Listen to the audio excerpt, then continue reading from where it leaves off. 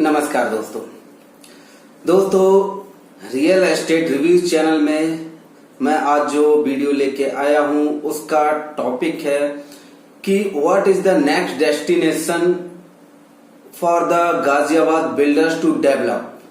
कि गाजियाबाद की जो बिल्डर्स लॉबी है वो अपने नेक्स्ट डेस्टिनेशन नई लोकेशन क्या होगी जिसे वो डेवलप करने जा रहे हैं। तो दोस्तों इस वीडियो के एंड में मैं एक क्वेश्चन पूछूंगा, उस क्वेश्चन का जो भी सही जवाब देंगे उसमें से लकी 5 विनर्स को मैं 100 रुपीज पेटीएम करूंगा उनके पेटीएम नंबर पर। तो उस क्वेश्चन को सुनने के लिए आप मेरी पूरी वीडियो को देखें और आप जवाब दें कमेंट्स बॉक्स में कमेंट्स करके। तो चलिए दोस्तों शुरू करते हैं आज का मैं ये वीडियो। दोस्तों अगर हम बिल्डर्स की बात करें तो गाजियाबाद में जो बिल्डर्स आए और उन्होंने नए नए प्रोजेक्ट को डेवलप किया तो उनकी सबसे पहली जो लोकेशन थी गाजियाबाद के अंदर वो लोकेशन थी दिल्ली से बिल्कुल लगी हुई, आनंद विहार से बिल्कुल लगी हुई लोकेशन, और उस लोकेशन का नाम था कौशाम्बी।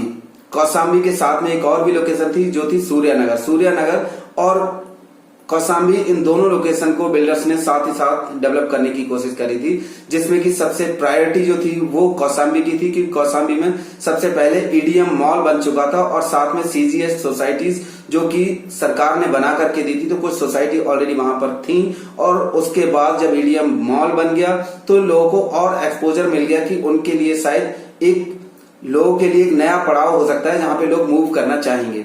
तो सबसे पहली गाजियाबाद में जो लोकेशन थी जहां पर बिल्डर्स ने अपने प्रोजेक्ट को लेके आए और वहां पर डेवलपमेंट शुरू किया। भले ही कौशाम्बी में ज्यादातर बिल्डर फ्लैट जो लो राइज होते हैं ग्राउंड फर्स्ट सेकंड फ्लोर के, उनका डेवलपमेंट ज्यादा हुआ और मल्टी स्टोरी बहुत कम आई। इसके साथ साथ अब हम बात करते हैं कि उसके बाद नेक्स्ट डेस्टिनेशन उन बिल्डर्स का, उस बिल्डर्स की लॉबी का, एक बिल्डर्स का जो ग्रुप होता है उसे हम लॉबी नाम दिया है मैंने। तो उस बिल्डर्स लॉबी का जो नेक्स्ट डेस्टिनेशन था वो थी वैशाली। वैशाली में मॉल्स भी आए, रेजिडेंशियल प्रोजेक्ट भी आए, मल्टी स्टोरी भी आए और लो राइज भी आए। तो कौशाम्बी के बाद बिल्डर्स को सबसे अच्छी लोकेशन जो लगी जहां पे उन्होंने डेवलपमेंट का काम शुरू किया वो थी वैशाली। और वैशाली में जब बिल्डर्स अपने प्रोजेक्ट कंप्लीट कर चुके थे, जब वो कंप्लीशन पे आ चुके थे, तो उन्हें तलाश थी एक नई लोकेशन की कि उनका नेक्स्ट डेस्टिनेशन क्या हुआ जहां पर कि वो नए प्रोजेक्ट लेके आएंगे और अपने बिजनेस को और आगे बढ़ाएंगे। तो उस नेक्स्ट डेस्टिनेशन को उन्होंने चूज किया, वो थी इंदिरापुरम की लोकेशन। हालांकि इंदिरापुरम से पहले वसुंधरा भी लोकेशन पड़ती है वैशाली के बाद और इंदिरापुरम से पहले, बट लोगों की प्रायोरिटी जो रही, जो बिल्डर्स की प्रायोरिटी रही वो थी इंदिरापुरम। शायद इसलिए क्योंकि इंदिरापुरम से लगा हुआ है नोएडा और नोएडा पूरा इंडस्ट्रियल है, तो इंडस्ट्रीज की वजह से लोगों को शायद बिल्डर्स का जो अनुमान रहा, उनका जो प्रेडिक्शन रही वो ये कि शायद वहां पर जो लोग काम करने जाते हैं वो उनको शायद सबसे नजदीकी लोकेशन इंदिरापुरम रहेगा, तो इंदिरापुरम में शायद बायर्स ज्यादा आ सकते हैं। शायद इस चीज को देखते हुए बिल्डर्स की लॉबी ने प्रायोरिटी दी इंदिरापुरम को डेवलप करने की, और इंदिरापुरम में डेवलपमेंट हुआ और बहुत तेजी से डेवलपमेंट हुआ, तो वो था इंदिरापुरम। इंदिरापुरम में मल्टी स्टोरी अपार्टमेंट बहुत तेजी से प्रचलित हुए और बहुत ज्यादा चलन में आए, लोगों को बहुत पसंद आए। और साथ ही साथ में वहां पर बिल्डर फ्लैट जो ग्राउंड फर्स्ट सेकंड फ्लोर के होते हैं, लो राइज अपार्टमेंट कह सकते हैं आप उन्हें, उनको भी डेवलप किया बिल्डर्स ने। और वहां पर बहुत ही एक फेमस मॉल है जो बहुत पहले बन चुका था, उस मॉल का नाम है सिप्रा मॉल। तो वहां पर आज की डेट में लॉट्स ऑफ मॉल हैं इंदिरापुरम के अंदर, और इंदिरापुरम सबसे पॉश लोकेशन एक तरह से मानी जाती है गाजियाबाद की लोकेशन में। और इंदिरापुरम के बाद कह सकते हैं, या फिर इंदिरापुरम का जब डेवलपमेंट चल ही रहा था उसी के साथ साथ में वसुंधरा में भी डेवलपमेंट शुरू हो चुका था। वसुंधरा में वैशाली से और इंदिरापुरम से सस्ते बजट के फ्लैट मिलते हैं जो कि आज भी मिलते हैं।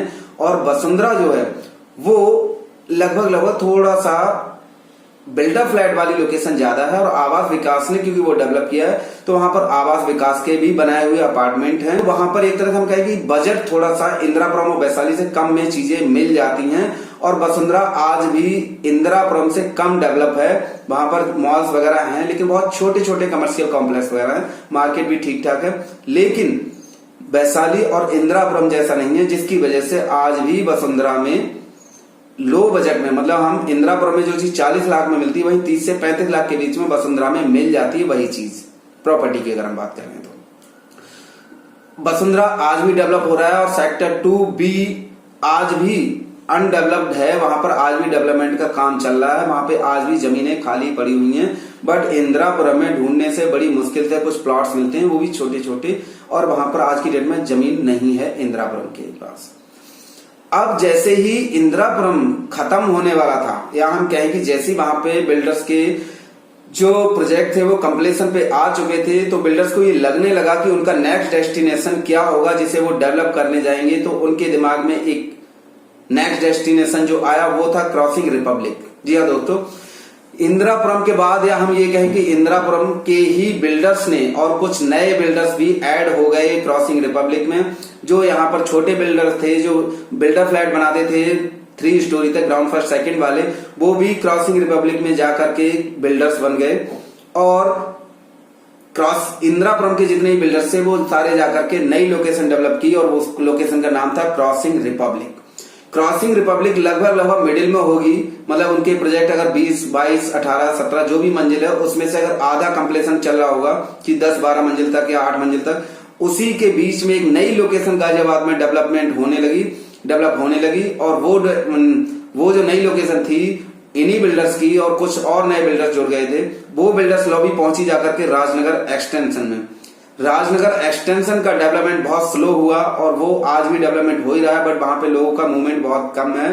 बजाय क्रॉसिंग रिपब्लिक बहुत जल्दी डेवलप हुई और वहां जैसे ही कंप्लीशन पे आया क्रॉसिंग रिपब्लिक, तो क्रॉसिंग रिपब्लिक के बिल्डर्स के दिमाग में आया नेक्स्ट डेस्टिनेशन क्या होगा उनके डेवलपमेंट के लिए। उस टाइम पे सरकार चल रही थी मायावती जी की, और ये बात हुई 2010 एंड और 2011 के शुरू के टाइम की, जब एक नए डेस्टिनेशन के रूप में उभर के आया। वो लोकेशन का नाम था नोएडा एक्सटेंशन। नोएडा एक्सटेंशन जो 2010 और 11 के अराउंड शुरू हुआ, वो आज भी डेवलप हो रहा है। आज 2021 में मैं ये वीडियो बना रहा हूं और मई चल रहा है 2021 में। आज भी अगर हम बात करें तो नोएडा एक्सटेंशन में लगभग 35% बिल्डर्स ने अपने प्रोजेक्ट कंप्लीट कर दिए, उनकी डिलीवरी दे दी है, पोजीशन दे दिया, लोग वहां रहते हैं। और लगभग 60 to 65% आज भी डेवलपमेंट चल रहा है। बिल्डर्स के प्रोजेक्ट अधूरे पड़े हैं या कुछ के काम बंद पड़े हैं। बट आज की डेट में अगर हम देखें तो यहाँ पे लैंड बैंक तो है, लेकिन लैंड बैंक जो है वो ऑलरेडी किसी न किसी बिल्डर्स ने ले रखा है, भले ही वहां पर प्रोजेक्ट नहीं चल रहे हों।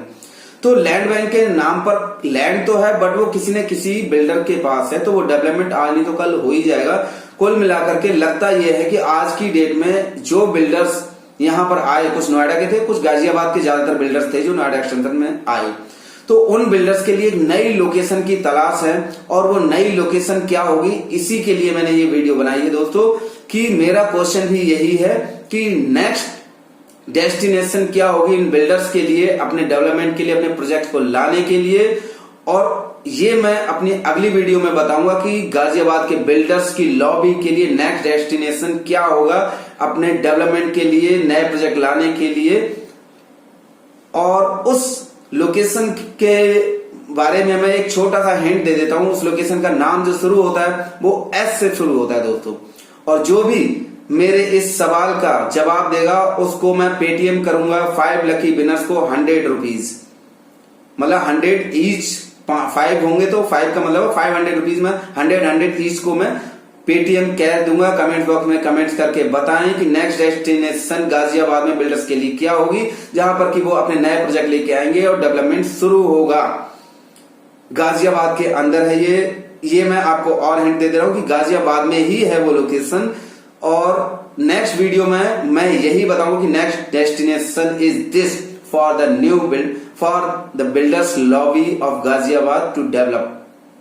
दोस्तों अगर आपको मेरी वीडियो पसंद आई हो तो इसको लाइक करना, कमेंट्स करना, शेयर करना और मेरे चैनल को सब्सक्राइब करना मत भूलना।